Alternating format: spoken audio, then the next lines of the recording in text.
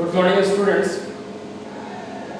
Today we are going to discuss chemistry, class 12. The first chapter is solid state. It is a very important chapter of the physical chemistry.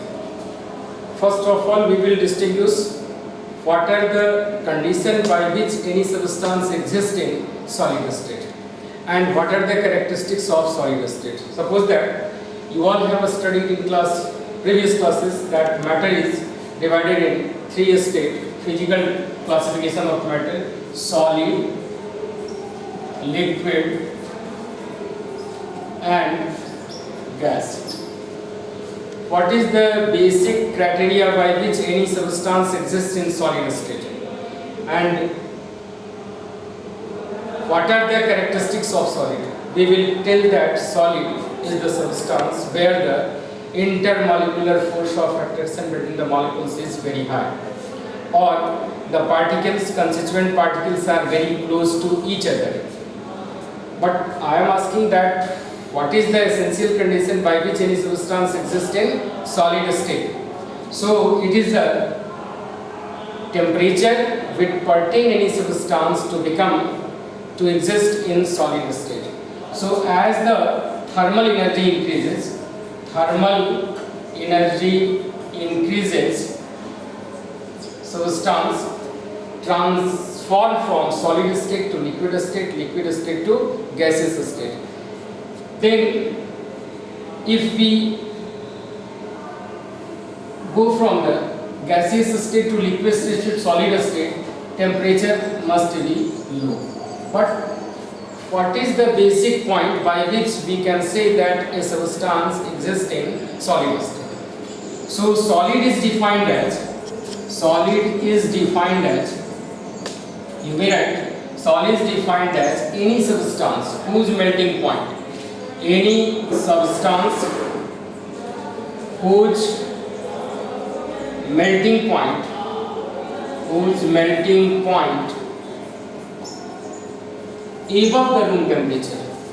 above the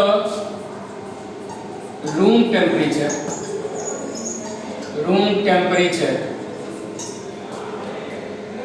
is called as solid. And in solid, you may note the constituent particles are very close to each other. Constituent particles, it may be atoms, molecules, ions. The force of attraction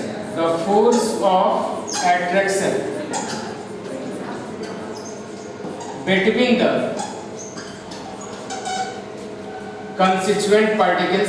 the constituent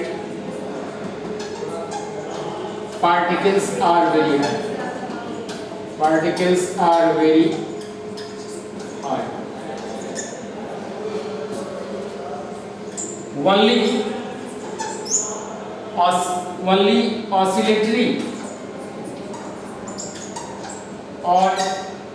oscillatory motion is present between the molecules or atoms. No translational motion, no vibrational motion, no rotational motion. Least will be the entropy.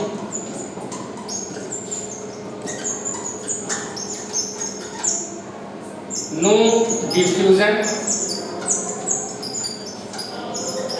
and no compressibility. That means they are incompressible.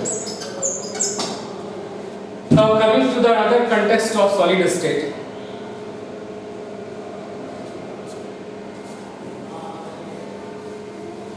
Types of solid. Another thing is classification of solid. There are various bases by which we can classify the solid. There are various bases by which we can classify the solid. One is the arrangement of the constituent particles. On the basis of arrangement of constituent particles. Now you may write classification of solid. Classification of solid on the basis of arrangement of the constituent particles. Arrangement of the constituent particles. On the basis of arrangement of the constituent particles, there are two types of arrangement: long range arrangement, another is the short range arrangement. So we distinguish the solid, classify the solid on the basis of arrangement of constituent particles. There are two types. One is the crystalline solid, and other is the amorphous solid.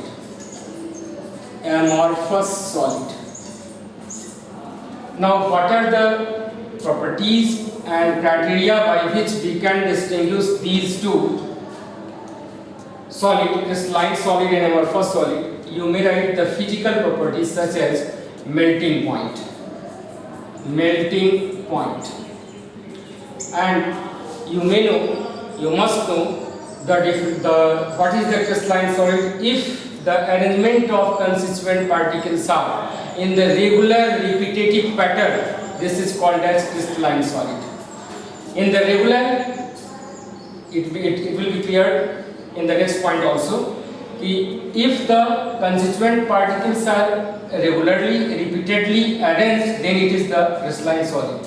And if there is no regular pattern, they are called as amorphous solid.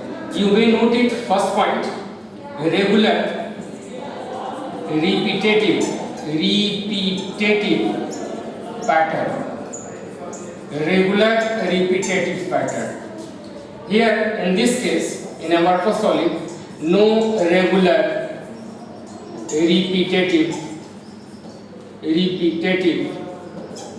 pattern. Second is the melting point arrangement. You may write arrangement. Here is the melting point. Regarding the melting point, crystalline solid has sharp melting point. Sharp melting point is, that means if anybody asks to come sharply at 9 a.m., it means exactly you have to come at 9 a.m. sharply, not 9:01, 8:59, 8:50. Sharp melting point, suppose that NaCl melts at 1263 degrees centigrade, that will be the fixed melting point of the substance. Here it melts at a range of temperature. Suppose you take the wax start melting above 50 degrees centigrade and go through the last. So it has not the fixed melting point, but in case of crystalline solid, they have fixed melting point. Third is the geometric pattern. If a crystalline solid is cut with a sharp knife, it gives a particular characteristic geometric pattern.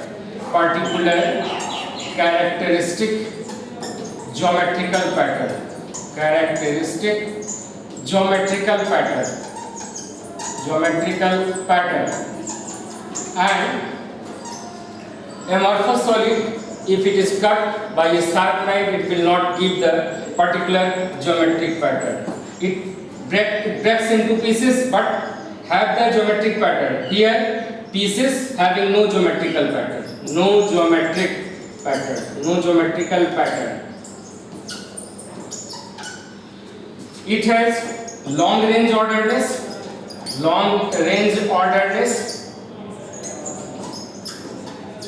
It has no long range orderedness.